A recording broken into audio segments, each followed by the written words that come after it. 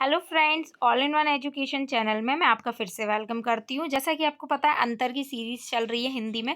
उसमें मैं आपके लिए लेकर आई हूँ आत्मकथा और जीवनी में अंतर। बेटा, सबसे पहले आपको ये पता होना चाहिए, आत्मकथा से तात्पर्य है जो हम स्वयं की लिख रहे हैं, और जीवनी जो है वो किसी और की होती है। तो अगर आपको ये दो चीज़ पता रहेंगी तो पूरा अंतर आपको बहुत ईजी होने वाला है। क्योंकि बहुत सारे अंतर हैं तो हमें याद भी रखना पड़ते हैं, इसलिए ये सबसे ईजी चीज़ है कि आत्मकथा स्वयं की है और जीवनी किसी और की। चलिए देखते हैं।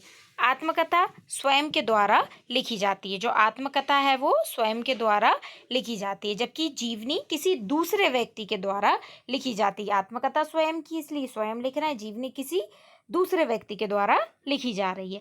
आत्मकथा में लेखक अपनी स्वयं की कथा लिखता है। आत्मकथा हमारी है तो हम उसमें स्वयं की कथा लिख रहे हैं। जीवनी किसी महापुरुष के जीवन पर आधारित होती है।